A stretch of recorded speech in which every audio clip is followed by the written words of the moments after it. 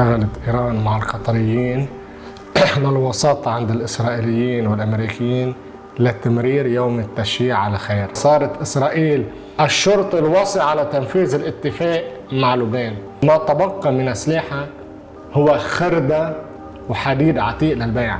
أغبياء بالسياسة ولا بيقروا موازين القوى ولا بيعرفوا. محور غبي كبرت الخص براسه وعبيرا ما بيفوتوا ما خليناه وفجأة صرنا عم نطالبوا انه ينسحب.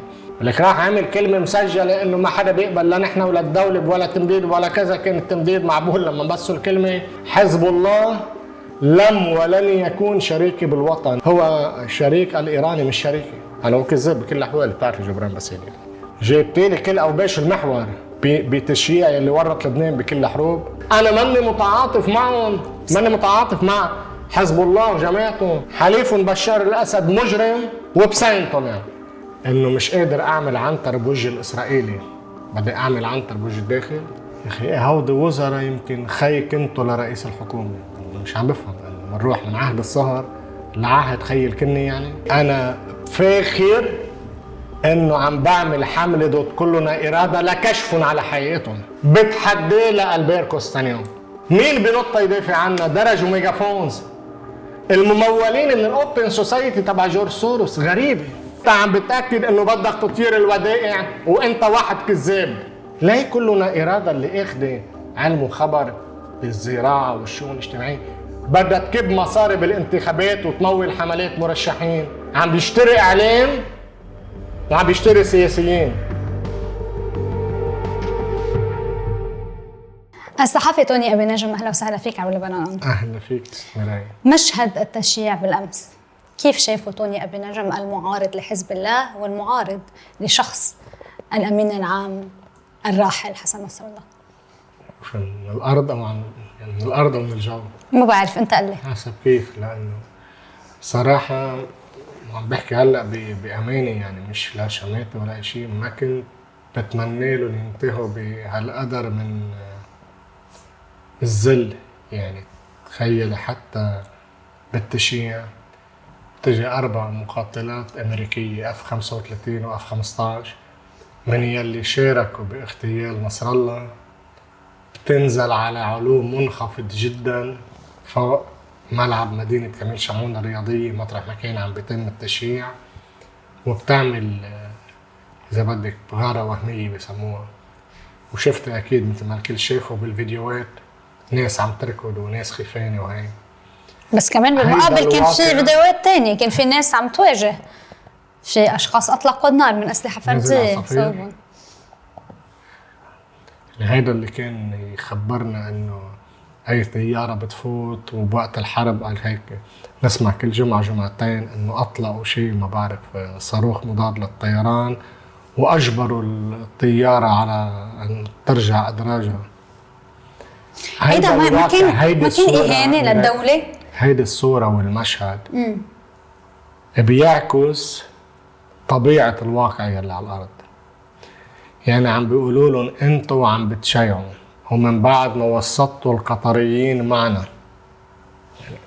اشتغلت إيران مع القطريين للوساطة عند الإسرائيليين والأمريكيين لتمرير يوم التشييع على خير.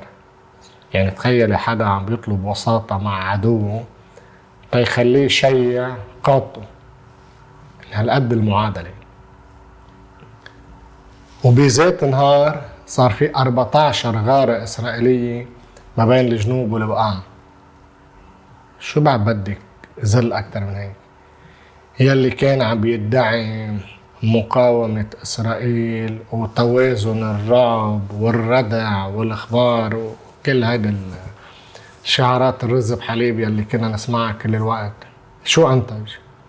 أنتج إنه يطلع نعيم قاسم بيوم التشييع عم بخبرنا عن التلال الخمس اللي إسرائيل أقامت فيها مواقع. هودي إسرائيل كانت موجودة فيهم قبل 7 أكتوبر وقبل الغباء يلي سمي حرب إسناد. ما استدرجوا احتلال إسرائيلي وبيرجعوا بصرخوا بيقولوا هذا احتلال. هل الإسرائيلي كان قادر يفوت هيك يحتل وياخد مواقع لو ما أعطوه كل الذرائع؟ عن جد الناس شبعت، وشبعت تضليل واكاذيب، من خبريه توازن الرعب والردع وما بعرف شو، وال100,000 مقاتل و150,000 صاروخ يعني مدري وين خلينا هيك صاروا. شوي نفندهم، خلينا نفسرهم شوي. لا خبريه يعني ما قال لهم الشيخ نعيم وقت الحرب رح نرجع نعمركم بيوتكم احسن صحيح. من مكاني. هلا شو عم بقول لهم؟ مسؤوليه الدوله ما اني، مش هيك؟ خلينا نفند الخطب، بس قبل بدي اتطرق معك لنقطتين انت ذكرتهم. مسألة الطيارات، هذه الطائرات مرت فوق رأس ممثل الدولة اللبنانية، فوق رأس نبيه بري رئيس مجلس النواب وكان ممثلا لرئيس الجمهورية. ما بتشكل هالشيء إهانة لسيادة هذه الدولة ولهذه الدولة لهذا العهد الجديد نفسه؟ خلينا نتفق على شغله. الانتهاكات الإسرائيلية بلبنان دايما كان لها مسبب. يعني السؤال ليه ما بنشوف هو الطيارات فوق الأردن أو فوق مصر؟ ما هو دي كمان دول مجاورة محيطة، صحيح؟ ليه ما بنشوفهم؟ لأنه بكل بساطة هناك دول محترمة حالها وحامية حالها باتفاق سلام مع إسرائيل. طيب بلبنان من وقت ما قررنا بالزمان نعمل لبنان فتح لاند لوقت ما حولناه لإيران لاند، كل خبريات الممانعة والمقاومة وكذا شو عم تنتج؟ عم تنتج عكس الشعارات تماما. يعني لما فتحنا نحن لبنان لفتح لاند تيجربوا الشباب الفدائيين بوقتها يعملوا عمليات انطلاقا من الأراضي اللبنانية للداخل الإسرائيلي تحت شعار بده يحرر فلسطين. شو أنتجنا؟ أنتجنا اعتداءات إسرائيلية مقابلة واجتياحين إسرائيليين ب 78 وب 82، صحيح؟ ولما رجعنا حولنا لبنان والجنوب إلى إيران لاند لحزب الله، شو أنتجنا؟ أنتجنا حرب 2006 وهيدا الحرب، وأنتجنا اختلال هائل بكل موازين القوى. صارت إسرائيل عندها تفويض كامل ودعم غربي كامل، صارت هي الشرط الوصي على تنفيذ الاتفاق مع لبنان. يعني تخيل امبارح وقت التشييع 14 غارة إسرائيلية بين الجنوب والبقاع والحدود الشرقية. طب إذا بده يسجل حزب الله عدد الخروقات يمكن صرنا بشي 1500 خرق من وقت 27 تشرين الثاني. شو عم بيقدر يعمل حزب الله؟ نحن منطالب الدولة ومنوقف ورا الدولة. يا أخي هيدي الدولة يلي أنت ما استشرتها وقت حرب الإسناد، ويلي أنت بترفض بعدك لهلأ تسلم سلاحها، ويلي أنت لما صار 1701 اعتبرت حالك كتير ذكي وإنه أنت بتتحايل وما بتنفذ 1701 يلي بيتضمن 15 59 و 16 80. كتير ذكي وأبضاني. شو أنتج؟ أنتج عمليا يعني إنه أوصل نفسه إلى الهلاك التام وأوصل البلد إلى الدمار الهائل. يعني اليوم عم نحكي عن خسائر إجمالية بقيمة 27 مليار دولار. صحيح. بين 15 و12 تخيل الوضع. وشو عم نجي نعمل؟ عم نجي نعمل مكابرة. شفت امبارح في مكابرة؟ لك أكيد يعني بيخبرك الخبرية ونقيضة. نحن ورا الطائف مزبوط والمقاومة مستمرة. هو اثنين ما بيركبوا مع بعضهم. الطائف بيحكي بأول بنوده عن نزع سلاح الميليشيات وحصرية السلاح بيد الدولة. يعني بأولا ما فيك تكون مع الطائف وبعد تخلي سلاح، ما بتزبط. رح نفند الخطب يعني هودي الخبريات بس قبل ما بتخبروا ننسى. لحدا تاني. نعم. وخصوصا انه ما تبقى من سلاحك هو خردة وحديد عتيق للبيع. يعني انت بمجرد ما حدا عم بيتحرك عم بيجوا دغري يضربوك. عارفين انت بكل المحلات شو بعد عندك ووين عندك يلي بعده. وحزب الله ما عم بيسترجئوا العلن، عم بيضطر ينفذ تباعا. يعني اليوم في معلومات انه حزب الله بمذكرة داخلية طلب من عناصره المتواجدين بجنوب الليطاني يلي هن من قرى خارج جنوب الليطاني انه ينسحبوا هن. طيب حزب الله كمان عم بيضطر يسلم السلاح الموجود فوق. طيب وغصب عنه للجيش اللبناني، وحزب الله عم بيتهم انه اسرائيل عم تجبر الجيش اللبناني يتلف السلاح.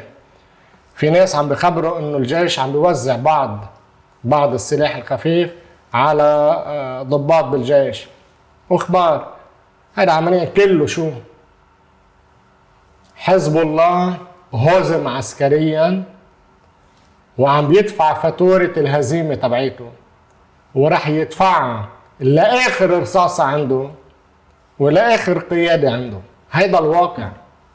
قلت لي بأول حديث إنه لولا الوساطة القطرية لما كان ضمن أمن التشييع، هل كانت إسرائيل اللي تنفذ غارات مثلا أو جرائم حرب؟ هل فيك تستبعد أي شيء عن إسرائيلي؟ هل هن بيستبعدوا أي شيء عن إسرائيلي؟ أعظم شيء بس يطلع يخبرنا الشيخ نعيم وكذا إنه تفاجئوا بحزم وإنه هن ما كانوا متوقعين حجم رد الفعل الإسرائيلي على حرب الإسناد. بتذكر الخطابات؟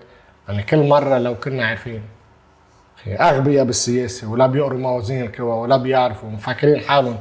بتعرفي بالفابر دو لافونتين هيدا الضفدعة اللي حبت تعمل حالها قد البقرة وقعدت تنفخ حالها تاخذ شي بجي ما زيت الشيء. هيدا الموضوع والله عم نقرا صورة، عم نستعرض الوقائع. اخي طب هن كان حسن نصر الله شو كان يضل يخبرنا؟ بده يروح يصلي بالقدس.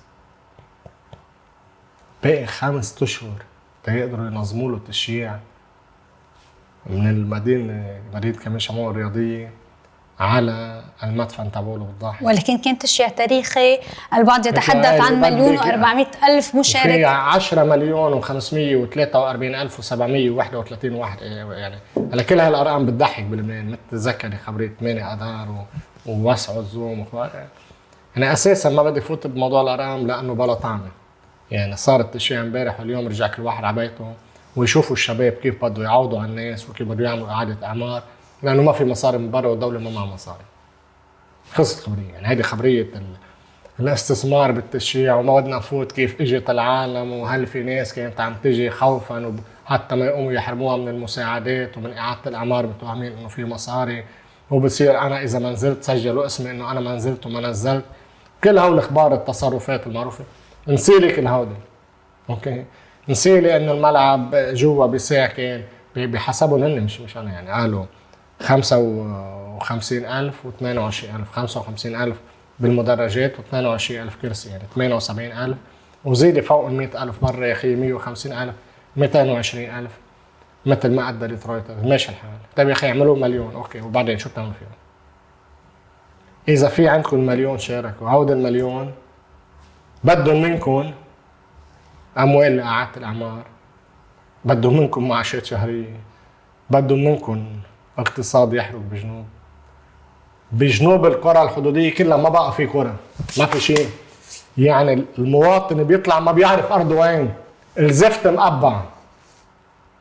طب شو المعلومات انه في اموال فاتت؟ المقاومة زيادة خبريات المقاومة. في 5 تلال عليهم 5 مواقع للإسرائيلي. هلا هن كانوا وقت الحرب يخبرونا انه ما فاتوا لمحل. كيف الإسرائيلي عمل كل شيء بهالقرى وبقي حاضر انه ينسحب طالب وينسحب على اساس 26 كانون ورجع مدد ل 18 باط. مع بينا مكان محتل وعبينا ما بيفوتوا ما خليناه وفجأة صرنا عم نطالبوا انه ينسحب. وهلا في 5 مواقع. هيدي المواقع يعني كيف مواقع اليونيفين عاملين مواقع مع مساواتها الترابية وفيها دبابات واخبار. طبعا ولو مش هن على اساس مقاومة ايه بس كان واضح يا شيخ نعيم بالامس شو؟ ننتظر دبلوماسية الدولة وان لم تنجح نحتفظ بحقنا بالمقاومة. خلاص يحتفظ عفن المحتفظ فيه لانه خبرنا قبل انه ما بعد 26 كانون ثاني شيء ثاني. لك راح عامل كلمة مسجلة انه ما حدا بيقبل لا نحن ولا الدولة ولا تمديد ولا كذا. كان التمديد معبول لما بسوا الكلمة خلصت خبرية ما معه خبر شو عم بصير. بيحتفظ فيه يحطه تحت البلاطة او تحت المخدة عنده او شو بده يعمل فيه يزرع على البلكون. هذا شو الحديث هيدا؟ في اليوم واقع جديد انه مهزوم ومنكوب عسكريا. هيدا الواقع انه الاسرائيلي عنده تفويض يضربه مطرح ما يشوفه. حدا بينكر على الواقع؟ هيدا الواقع. ما يخبرني انه هيدا انتاج للسيادة ولك انت استدرجته. انت اعتبرت حالك بدك تفوت. ولك بعد امبارح الحرس الثوري سمعت التصريح امبارح انه خامنئي اعطانا امر تنوسع قاعده صواريخ ومعركه شو الوعد الصادق 3 بدها تصير وبدنا نزيل اسرائيل. تنبسطي لما يكون عدوك غبي الى هالدرجه. عم بيجوا يعطوا اسرائيل الزرائع تقصف ايران، خصوصا جهزت حالها بام القنابل تبع ال 11 طن وغيرها، وصار في طيارتين بيفتوا باسرائيل. محور غبي، محور غبي. كبرت الخص براسه وصار يفكر انه عرفت هذا صدق حاله، يعني خبر حدا خاله خبريه وصدق خبريته، صار بده اياك تصدقيها وانه هيك ولا بتكون انت صهيونيه وامبرياليه وخاينه وعميل. قلت لي ذل باول الحديث انه هن بوقت التشييع تطلع طيارات شاركت باغتيال نصر الله وتحلق على علو جدا منخفض فوق هنيك، شو بعد بدك اكثر؟ على مستوى وجداني كنت تتخيل التشييع يكون مختلف لشخصيه بمستوى نصر الله؟ يعني انا ما في بيقولوا سيمباتي انه وجدانيه بدي اتخيل. يعني انا بس رح ارسم لك الصوره بشكل واقع. في مجموعه يلي كانت بالتشييع عم بحكي حزب الله وحلفائه بالمحور من العراق ومن اليمن ومن ايران وحتى اصل من تركيا. هذا محور تخلف. شفت هاي الموديلات في شيء غريب، محور تخلف. يعني تاني شغله هيدا محور كله خلى شعوبه عايشه بأسوأ انواع المعيشه الممكنه. يعني تخيل الشعوب بهالدول كيف عارفه. بس الاهم هيدا محور قتلنا. هيدا محور عمل ارتكب بلبنان، يعني منهم هن مع بشار الاسد ما تنسى هلا هداك هرب مثل لبسان ودائما انا بصر كرر لبسان. هذا محور قتلنا، قتل الدولة اللبنانية أضعفها، قتل شهداء ثورة الأرز كلهم تباعا وصولا لآخر شيء باسكال سليمان ولقمان سليم والياس الحصروني وكل عدي، يعني من الرئيس الشهيد رفيق الحريري وجر وسام عيد ووسام الحسن وجبران تويني وبيير جميل ووليد عيد ومحمد شطح وما بدي انسى حدا من الكل وباسل فليحان وجورج حاوي وسمير قصير وعد الكل وحاول يختال ما يشديه والياس المر. هيدا محور قتلنا. هيدا محور ارتكب 7 ايار اجتاح بيروت والجبل وعمل كل يلي عمله بالدولة اللبنانية. بدي يكون انا متعاطف معه. واجا الاسرائيلي قتله ضربه. بس هو شريكك بالوطن. لا لا لا لا لا, لا, لا لحظة شو الخبرية. أنا الطائفة الشيعية هي طائفة مؤسسة وشريكتي. حزب الله لم ولن يكون شريكي بالوطن. هو يفاخر بأنه جزء من منظومة ولاية الفقيه. نصر الله بذاته كان يفاخر أنه هو جندي بولاية الفقيه. هو شريك الإيراني مش شريكي. الإيراني أسسوا الحرس الثوري، أسسوا بأوائل الثمانينات آخر السبعينات أوائل الثمانينات. الحرس الثوري أسسوا وما له علاقة بأي مشروع لبناني لا من قريب ولا من بعيد، لكنه حرر الأرض بال2000. لك مش صحيح. هيدي كمان تجليطة كتير كبيرة. عملية الانسحاب الإسرائيلي أتت نتيجة عوامل داخلية إسرائيلية واتفاق كبير انعمل نص وقت على إنه هودا باراك ينسحب. هاي الخبريات والتجليطة كلها يهدونا الوضع شوي. طيب اليوم تلال ال5 شو رأيك بأداء الدولة اللبنانية تجاه التصرف مع بقاء الإسرائيلي ب5 تلال؟ هين كتير. انت بدك تحصل حقوقك وانت اليوم خسرانة، بدك تنفذي ما يتعلق بك بالاتفاق.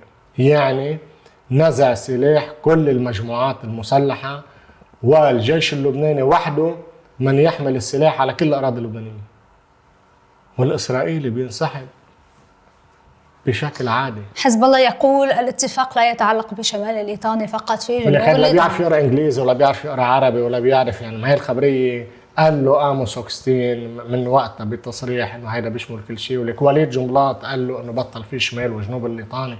قلت خبريه ما بيقروا الشباب، ما بيعرفوا او بدهم يضحكوا على جمهورهم.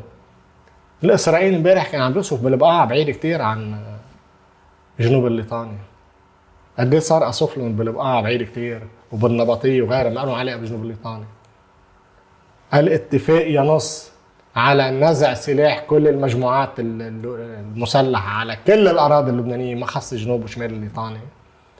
والاتفاق في ورقة ضمانات أمريكية ملحقة له، ورقة ضمانات أمريكية لإسرائيل تجعل من إسرائيل الوصية على التنفيذ. والإسرائيلي كل ما يعمل غلط بيقول نحن ضربنا تحركات وأهداف تنفيذا للاتفاق. ولك ما في الحزب يعترض حتى. شفتوا امبارحة للشيخ نعيم قاسم فتح الباب قدام معالجة مسألة السلاح. مقدمة الLBC مساء بتقول شفتي انت شيء تحت؟ لم يكن حاضرا شخصيا ولكن السيد نصر الله كان ينقل كلمة أيضا عبر الشاشة. ولك غريب اسمع يعني هو مفروض يعني يا بيخافوا يا ما بيخافوا. وهذا شيء هاجموا جبران باسيل، يعني بتعرفي رأيي فيه، يعني رح نحكي عن الحضور السياسي. نعم هاجموا جبران باسيل لأنه ما حضر. يا أخي يا زلمة بيخاف مثلك إذا أنت خايف على حالك وخايف على حاله كلكم بتخافوا. خوف أو موقف سياسي بحضر جبران باسيل. هلا جبران باسيل جماعته قالوا خايف على أمنه وما بيروح وكذا. هلا هو كذاب بكل الأحوال، بتعرفي جبران باسيل يعني كذاب بكل الأحوال. بس إنه يا أخي إذا نعيم قاسم خايف على أمنه وهذاك له حيقول خايف على أمنه. خلاص أنه كلهم جبن. لا بس إنه الرجل مستهدف. مين؟ نعيم قاسم مستهدف من قبل والله إسرائيل. ما بعرف إذا في حدا الإسرائيليين مبسوطين فيه أكثر من نعيم قاسم. بأي معنى؟ ليه حتى جمهوره مش قبضوا جد يعني. بايعوا تخيلي الجمهور. إذا انتبهت الجمهور ما كان عم يهتف يعني حتى الهتاف مش من قلبه. تخيلي أنت بيحطوا له خطاب مسجل لا نحن ما في والدولة ما بتبغى وهي العملية انتهت والتمديد لاتفاق وقف إطلاق النار تم. هنقدر كيك وضعيف. هيدا الواقع بدنا نحن نقرا الصورة مزبوط، مش نعمل مثل النعام نحط راسنا بالرمل ونقول لا ما في خطر وما في خوف. لا وأهضم شيء هلا ناطر الدبلوماسية. طيب ليه ما عملت حرب إسناد لغزة ومشاغلة بالدبلوماسية؟ ليه فتحت المعركة لحالك؟ تاني شيء يا حبيبي سلم كل سلاحك ومراكزك للدولة اللبنانية وحل تركيبتك العسكرية والأمنية وطالب الدولة اللبنانية. بس حضرتك ما فيك تقول انه المقاومة بين هلالين يعني لا مقاومة ولا شيء باقي والسلاح باق والعتاد باق والدولة اللبنانية تعمل بالدبلوماسية. شو يعزوك الخبرية انه هاي الدولة بتشتغل عندك يعني؟ طيب إذا لم تتمكن الدولة من تحرير الأرض أليس تحرير الأرض حق؟ يعني خلينا نتفق ست مرايب عن جد. يعني أكثر موقف كان معبر امبارح كان لفخامة رئيس الجمهورية. قال لبنان تعب من حروب الآخرين. حرب نعيم قاسم وقبله نصر الله وإيران من خلفهم وبوجههم الإسرائيلي. هود تعبنا منهم كلهم ما بقى بدنا. نحن كلبنانية تعبنا منهم كلهم. حاشي خبرنا أخبار وهوبرات ومعارك دون كيشوطية وأخبار يعني شيء بيضحك. هود القصص انتهينا منهم. إذا الشيخ نعيم عمل حاله عنتر وده عم يتفضل يفرجينا مش يبقى متخبى وخايف. إنه هود القصص خلصنا منها. جمهورهم هلا الول ستريت جورنال شو حطت؟ انه اليوم انه حزب الله ما بقى عنده امكانيه يدفع تعويضات لمقاتلينه. بس يفهم بيئه حزب الله وجمهوره. ما في مصاري بقى معاشات ولا مصاري لاعاده الاعمار ولا مصاري لاي شيء. وما يفكروا يطالبوا الدوله اللبنانيه، ما في فرنك رح يوصل قبل ما يتم تسليم السلاح بالكامل وفكفكة البنية الأمنية والعسكرية لحزب الله. في معلومات صحفية إنه دخل أموال من العراق وإيران باليومين الماضيين. ماشي الحال هودا بيخلوني يكفوا بلكي حق التشريع يلي عملوه وغيرها. ماشي الحال. هن بحاجة الشباب لمليارات الدولارات وين بيفوتوا؟ عرفتي إنه بفتلهم 200 300 مليون 400 مليون أو شو بيعملوا؟ أو شو هن دفعوا 400 مليون بمعدل هودا $14,000 المنزل المدمر بالكامل. انه 6000 بدل الاجار و8000 بدل فرش. شو بده يعمل؟ هن بحاجه. خطوط الامداد انتهت. الاستثناء بانه سمحوا لطياره ايرانيه تقل وزير الخارجيه وغيرها تنزل خلصت. ما في طيران ايراني رح يرجع ينزل. لن يتم استخدام مطار الرئيس الشهيد رفيق الحريري ببيروت لا اعاده تمويل حزب الله ودعمه بالسلاح. خلصت، هول الاخبار خلصوا، كله هيدا تحت المراقبه الصارمه. مشان هيك قلت لك كان في استثناء لهيدا النهار، والا كانوا عودة الطيارات اللي نزلوا غير طريقه. خلصت الخبريه، بطل في امداد من سوريا، بطل في من محل. هيدا الواقع، مش انا اللي عم بيجي دير الخبريه، انا عم بتفرج وعم بقرا الصوره مش اكثر. لما بقينا من قراءتنا للصوره نقول لهم ما تورطوا البلد، راح تفوتوا بالحيطان، ما تتورطوا. طلعوا هن بيفهموا اكثر، فاتوا بالحيطان بيطلع الحق علينا، ونحن نبهناهم. كيف شفت الحضور السياسي امبارحه؟ عم نحكي عن الاطراف الداخليه تحديدا. كان في حضور؟ أنا شفت كل المتقاعدين سياسيا، وغير هيك مين في؟ عن جد مصمم. مين في؟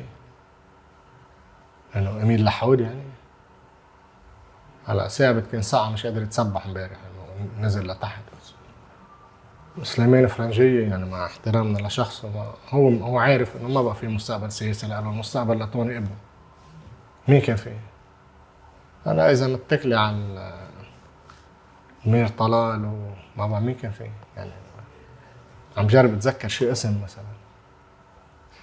ليه ما كانت المناسبة وطنية؟ ليه ما الكل شارك؟ ما هي مناسبة وطنية، جايبتيلي كل أوباش المحور تتشاركي بتشييع اللي ورط لبنان بكل الحروب، أو مطلوب منا ننزل نشارك بالتشييع اللي كان عم يقتلنا؟ مين عمل 7 أيار؟ أنت؟ المحكمة الدولية عمين حكمت باغتيال الرئيس الشهيد رفيق الحريري؟ على حزب الخضر؟ مين؟ هودي الوقائع بلا ما نلبس كفوف ونضحك على بعضنا. هل في حدا ينكر انه باغتيال نصر الله في كتير من اللبنانيين ارتاحوا؟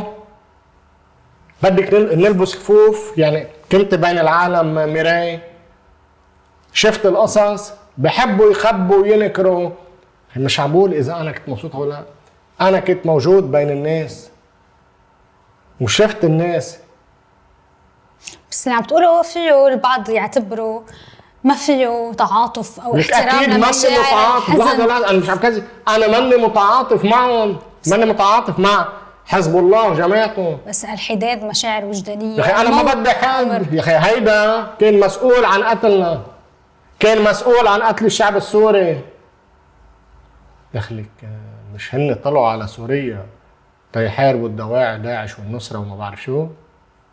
ما هن اتهموا انه جماعه النصره واحمد الشرعي اللي بعدهم بيقولوا له ابو محمد الجولاني وهيك كان اسمه قبل، انه طب ما لما فاتوا ليه هربوا هن؟ مع انه يفترض انه عم بيقتلون وعم بيقتلون هونيك لما يفوتوا على لبنان.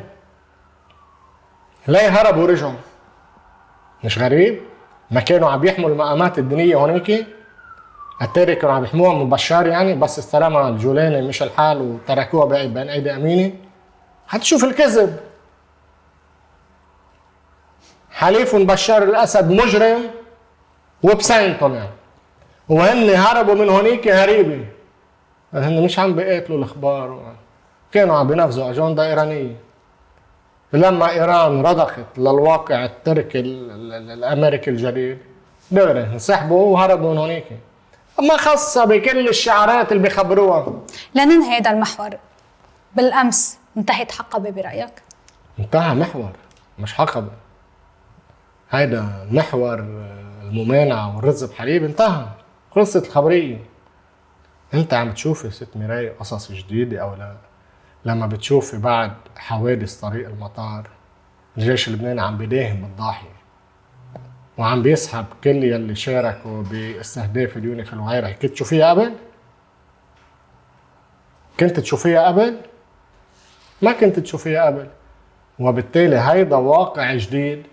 الدولة اللبنانية بسياسة القضمات رح تعزز نفوذها وسيطرتها، وهن رح يخسروا كمان بسياسة الخدمات، رح يضطروا يتراجعوا تراجع ورا تراجع، ومن الجو عم بيتم استهدافهم بكل محلات. لا سنة زمان يكون خلصنا. هذه الدولة نفسها يلي قلت لي من شوي انه امريكا عم تجبرها انه تتلف السلاح يلي عم تصادره، انت راضي هيك بالفكره؟ جماعة حزب الله عم بخبروا، يعني مش أنا. هيك جماعة حزب الله عم بخبروا. فرضا هذا امر واقع وهذه حقيقه، يا ست. انت راضي؟ ست ميراي خلينا نكون كتير واقعيين واللبنانيين يسمعوني منيح. تسمع هود الامريكان اللي ما بعرف شو هن ساعدوا اسرائيل ومدوا ومؤامره امريكيه. ايه كل هودي مزبوطين. يعني شو بدكم تعملوا يعني؟ شو ناويين تعملوا مع الامريكان ومع الاسرائيليين؟ شو موازين القوى اللي بتسمح لكم؟ يعني مثل انت بتشوف رجال على الطريق طوله مترين ووزنه 150 كيلو وحش وعم بيخبط بالعالم، متقرر انه هيدا مشروع بدك تربيه، بتروح انت بتخبطيه؟ ما في شيء اسمه موازين قوى. اكثر حدا ظن انه موازين القوى قلبت لمصلحته كنت هيدا نعيم قاسم وبدأت تسمعي شو؟ هن من بيت العنكبوت خلصنا منه. ما بعرف مين خلص من مين. يعني هيدا بس انه يرجع يسمع خطاباته شو بيقول؟ هن متفوقين علينا تكنولوجيا وبالقدره ونحن ما كنا متوقعين هيك. هي ما فهمت. ايه الاسرائيلي والامريكاني متفقين على انهائك، شو بدك تعمل؟ يعني شو فيك تعمل؟ خي انا كلبناني بدي مصلحه بلدي. اخر همي ايران وفلسطين واليمن وكل دوله خارجيه. انا مع لبنان ومع اللبنانيين. بدي اللبناني يعيش بسلام، بدي اللبنانيين يعيشوا بامان وبرفاهيه اقتصاديه ونكون دوله متحضره. هيدي جريمه؟ ما بدي اتعاطف، عم بحكي بالسلاح مش بالموقف، بالسلاح وبالحرب وبجر البلد، لا مع القضيه الفلسطينيه ولا مع القضيه ما بعرف شو اذا في قضيه بمدري وين، ولا مع الهنود الحمر ولا مع الهنود الصفر. بدي لبنان. ما انا اساسا مش قادر اتعاطف مع حالي. طيب بس اذا بدك لبنان في طرف بهذه الدولة اللبنانية، البعض اليوم عم بيهمشوا. إذا بتلاحظ إذا بتلاحظ أولويات الحكومة ما يسرب للإعلام، أولويات الحكومة أبداً ما عم تتناول موضوع إعادة الأعمار، عم تروح لقصص أكيد لأنه مش قادر. هيدا ضرب لبيئة معينة. يا عمي في حدا دمرها وقال بده يعمرها، يتفضل. الدولة هيدي بقى أي دولة. امبارح نعيم قاسم كان واضح. ميراي بس سؤال، هو استشار الدولة لما فتح الحرب؟ يعني هو شغلته يخرب والدولة وراه بتعمر؟ شو كيف هيدا؟ هو ما كان سامع بالدولة وقت 7 أكتوبر، وقت قرر نصر الله من راسه يفتح حرب اسنان. سأل حدا، استشار حدا، ومش بس هيك بوقت شو كانوا بيقولوا لنا نحن مش عايزين شيء منكم، ما بدنا شيء منكم، نحن هم ما بدنا شيء منهم، ينسوا الخبرية. يعني أنت مع مقاربة الحكومة الجديدة بأولوياتها؟ ولك أكيد الموضوع الاقتصادي والتعيينات 100%. وأنا رح أقول لك شغلة، لن تتم إعادة أعمار حجر فوق حجر قبل تسليم كامل السلاح وتفكيك البنية العسكرية والأمنية لحزب الله. ما في. إذا قادر يعمر، هو وعدهم بده يعمر. نعيم قاسم لما وعدهم يرجع يعمروا بيوتهم أحسن من ما كانت، ما وعد باسم الدولة اللبنانية. ما عنده صفة بالدولة ولا سأل الدولة. والدولة ما رح تعمل أي شيء بهالموضوع. نواف سلام قال عنده التزام، هيدا الالتزام في شرط لإله، لأنه هو ما معه. إذا حب يعمر من جيبته أهلا وسهلا. بده يجيب مصاري من الخارج، ما في ولا دولار رح يفوت من برا قبل تحقيق هالأمر. ولا شيء. في يضل يسعى من هلا ل 10 سنين. البعض بسبب هيدا الأمر يتخوف من مرحلة داخلية حامية، من مخاطر أمنية وإلى ما هنالك. اصطدام داخلي. اصطدام داخلي بشو؟ الشباب صدقيني يعني وضعهم لا يحسدون عليه.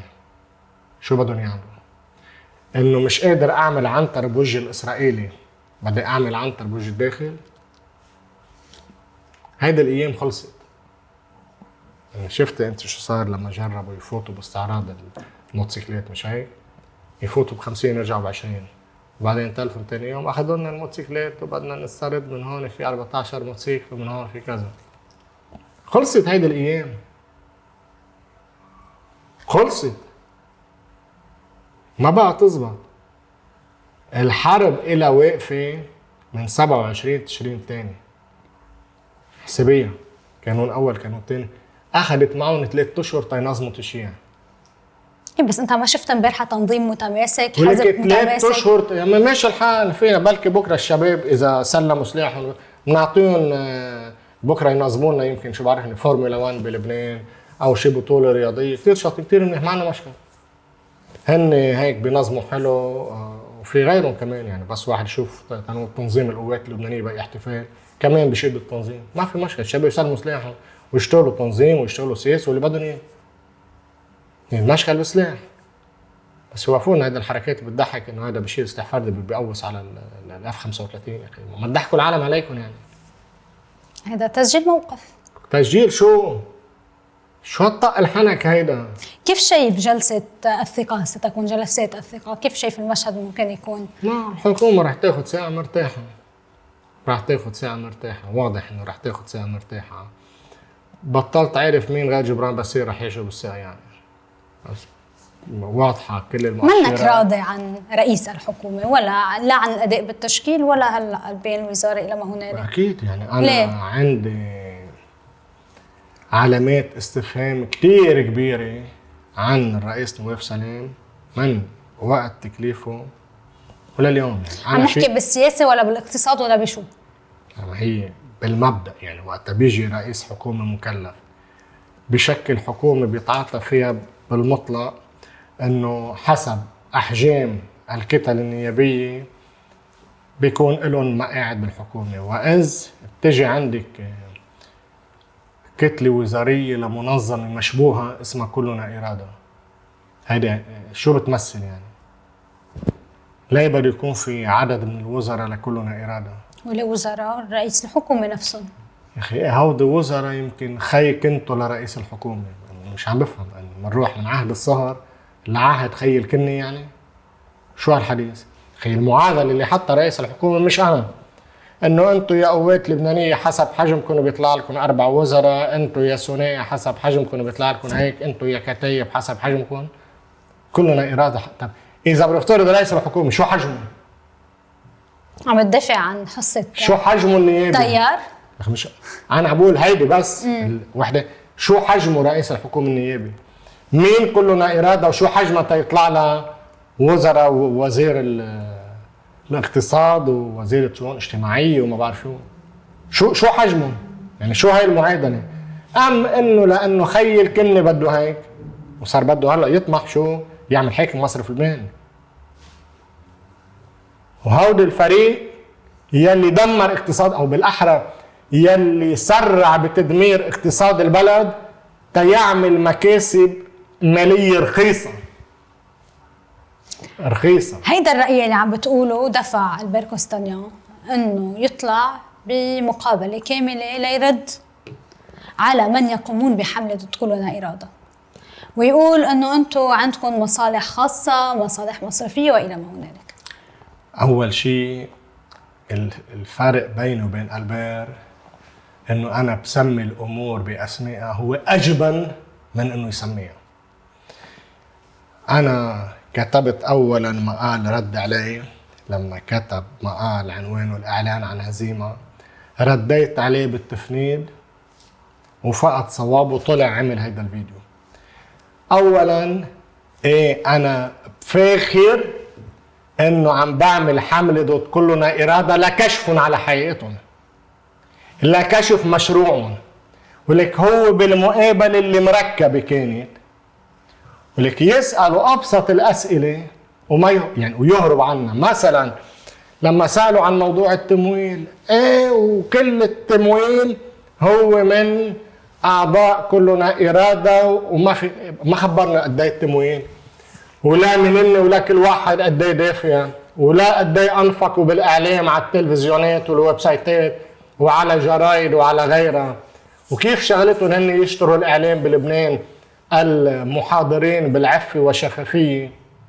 ما خبرنا شو مقدمين هن عن هذا الموضوع لوزاره الداخليه يلي اخذين منا علم وخبر تيشتغلوا زراعه وشؤون اجتماعيه. كيف هيك؟ لا لما هن مفروض انه مدعي الشفافيه وبده يفتح الملفات يخبرنا.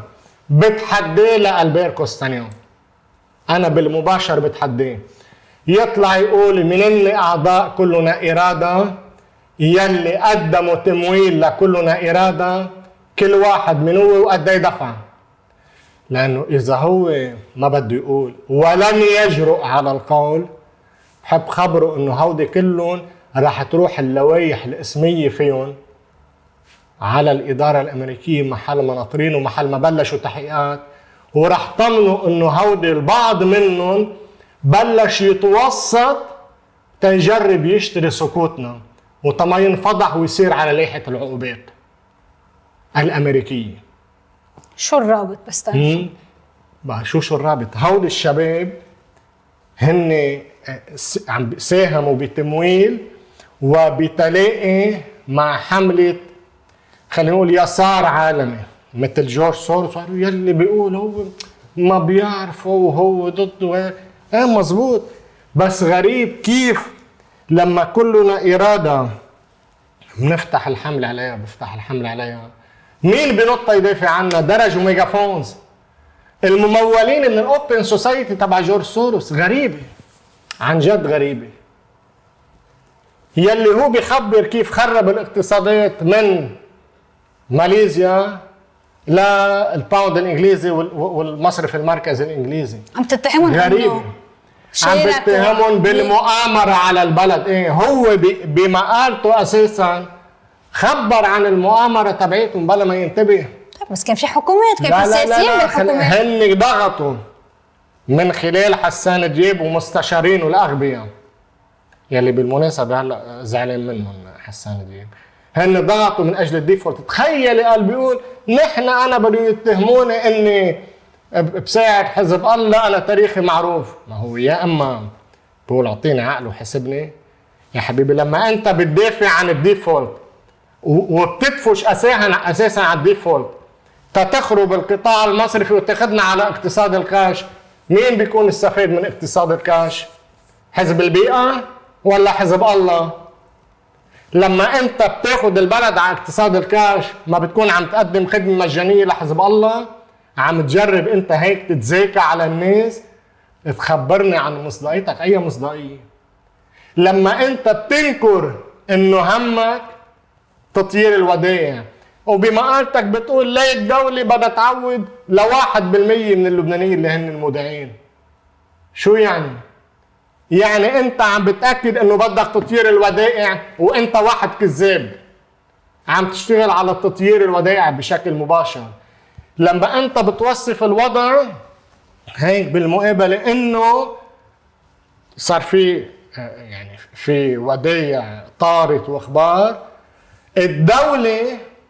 الدولة يلي هي صرفت أموال الناس، يعني في قرار قضائي من مجلس شورى الدولة بيخبر كيف الدولة مدت إيدها على 62 مليار دولار من ودائع الناس، وفي عندك اليورو بونز التخلف يلي هن 30 مليار دولار، وفي لما الشعبوية تبع بعض القضاة والدولة سمحت للمقترضين من القطاع الخاص يردوا قروضا على الدولار وعلى ال 1005 وطيروا أكثر من 40 مليار دولار. بدك هيدي الدولة يلي طرقت المصريات تيجي هي ترعى حوار وتفرض بسميه توزيع الخسائر على المصارف والمودعين وبدنا نتحملها يعني مثل ما هي. لا يا حبيبي، هيدي ما اسمها خسائر، هيدي اسمها ديون على الدولة اللبنانية مسؤوليتها هي تردها للمصارف تتردها للمودعين. هيدي النظرية يلي دفعوا عشرات ملايين الدولارات تيزرعوها بذهن الناس والرأي العام، خلصت الخبرية، سقطت ورقة التوت، انتهينا. انتوا جماعة كذابين، انتوا جماعة مافيويين. لا، بيجي بيقول لك انه جماعة كلنا إرادة مصرفيين نيويورك يعني بتاعته هي، انه همهم على السوق اللبناني. السلام لاسمه. ايه همهم؟ نعم همهم يشتروا القطاع المصرفي كسر على الرخص تيحققوا عشرات ملايين الدولارات، لانه منكون صفرنا ديون الدولة من خلال تطيير الودائع وكسر القطاع المصرفي، ومنجي تتذكر حكومة حسان دياب نعمل 5 مصارف بديل جديدة بنرجع نتدين للدولة. بس هيدي اتهامات كبيرة. ايه لا مش اتهامات، هودي وقائع وبالاسماء. وبرجع بقول لك يا خواجة البير، بتعرف انه عم بيتوسطوا عنا؟ يعني هيك رح اعطيك بعض الايحاءات. حدا من قال ببلش بالدال، عرفتي؟ ري دال مثلا، عرفت كيف؟ وغيره عم بيتوسطوا في وسطات كرمال نوقف. هودي كلهم اساميهم رح تروح على الافاق. وانا بدي ارجع اتحدى، خلي يعلن المفروض هن ولو شفافيه وبدوا الملفات وغيره من اعضاء كلنا اراده اللبنانيين واللي من اصول يعني امريكيين من اصول لبنانيه يلي تبرعوا وبقد ايه تبرعوا وين انصرفت الاموال وقد ايه اندفع منا بالاعلام اللبناني لمحاوله تقليب الراي العام. هودي المافيات يلي بيكسروا الدوله من خلال قرار التخلف عن الدفع من دون ما يكون في اي شغل جد على اي شيء كرمال بس نكسر القطاع المصرفي. هيدا كان المطلوب. اليوم تستمر هذه السياسه بالحكومه الجديده برايك؟ في خوف كتير كبير، خوف كتير كبير. مشان هيك العيون مسلطه وما رح نسمح لهم يكفوا بهذا المشروع. وبدك تضحكي، بتعرفي انا الضغط يلي عم بعمله، عم بحكي انا هون على صعيد الشخصي يلي إلي فتره عم بحكي بالموضوع. انا اليوم عندي رهان انه وزير الماليه ياسين جابر لن يسمح بهالموضوع. عندي رهان انه ما حدا بقى ممكن يقبل. بيجي هيك بيحكيك انه في وصفه صندوق النقد، هيدا البيركو ستانيون. مين قال لك انه نحن بدنا نمشي مثل ما بده صندوق النقد؟ ولك حتى رئيس الحكومه ووزير الماليه قالوا لبنان مش ملزم ياخذ القصص مثل ما بده صندوق النقد. لبنان بده يعمل مصلحته مش مصلحه صندوق النقد. صندوق النقد شو همه؟ بده يصفر ديون الدوله ما يكون عليها ابدا اي دين تيعطينا 3 مليار دولار دينا تيامن انه نرد له مصرياته. صندوق النقد هو بنك بالنتيجه تيعطينا 3 مليار بده ياكد الدوله طيرت الودائع الناسي ما بقى مديونه بشيء بالداخل تيعطينا 3 مليار. بس هيدا نحن مش عزوقوا صندوق النقد. بس يقال انه هو باسبور الدوله اللبنانيه للعوده الى الاسواق الماليه العالميه واللبنانيه انطلاقا من مصلحتك مش انطلاقا من مصلحته. هون الفرق الشاسع. المشكل هن وكل يلي جربوا يفاوضوا صندوق النقد ويلي قسم منهم موظفين بصندوق النقد مثل خواجه سعد الشامي وغيره، هودي كلهم بدها ترجع تيجي محاسبتهم مثل ما بده يتحاسب كل حدا دفع باتجاه التخلف وكان عم بيعمل مصاري تيعمل مصاري من السي دي اس. كل حدا بده يتحاسب. هودي ناس عملوا مئات ملايين دولارات على دم الشعب اللبناني، على دم المودعين، على اموالهم ومصالحهم، وتيرجعوا يعملوا نظام مصرفي بديل تجربوا يعني يشبحوا على كل شيء في مصاري. هيدا المشروع رح نواجهه علنا مش مستحيين فيه. اهضم شيء لما بيطلع بيقول انه بعض المصرفيين مش كلهم لانه معركتنا مش ضد المصارف. لا يا تسلم لي، جمعيه المصارف موحده وكل المصارف واقفه في صف واحد. هيدي محاوله انه عرفت التزاكي انه لا هيك مش هيك، لا كل القطاع المصرفي عنده ذات الموقف من القضيه ورايحين باتجاه يرفعوا دعاوى بموقف موحد. هودي الاخبار ما بقى تمرق على حدا، هن عم بدمروا البلد ونحن عم نواجههم. وهودي منظمه مشبوهه. طب يا اخي اذا انتم مش مشبوهين طلعوا لنا. لما حدا بيكون هالقد عم يشتغل بشكل مستتر ما بده يخبرك لا من الاعضاء بالاسامي ولا كل واحد قد ايه تبرع ولا على شو انفقوا الاموال ولا وين. لا كلنا اراده اللي اخذه علم وخبر بالزراعه والشؤون الاجتماعيه بدها تكب مصاري بالانتخابات وتمول حملات مرشحين. لا بالله هودي شو. وبعدين هودي المصرفيين تبع نيويورك هن هيك كاريتاس يعني انه بيجوا بيحطوا عشرات ويمكن مئات ملايين دولارات. الناس مهتمين بمصلحه لبنان. حدا شفت لك شي واحد معه مصاري بيجي بكب مصاري هيك لوجه الله وبيكب مصاري بشو؟ مش عم بيعمل مشاريع تنمويه، عم بيشتري اعلام وعم بيشتري سياسيين. هاي مصالح لبنان مش هاي؟ عم يشتري سياسيين. ايه وقت عم بيمول حملات لنواب تيجرب يوصل نواب عم بيشتري سياسيين بوقت ما مفروض تكون قصة هيك. بدكم تحطوا اموال يا شباب، روحوا اعملوا مشاريع تنمويه، روحوا استثمروا بشيء بينفع الناس. مش تشتروا بالاعلام وتكون كلها هيدي رشاوي تجارب وتشتروا ابواق. انتوا جماعه الابواق، هن مش حدا بيتهموك. ثاني. هن جماعه الابواق. لما بيكون يعني حدا عم بيدعي كل هيدي المعارك، عرفتي؟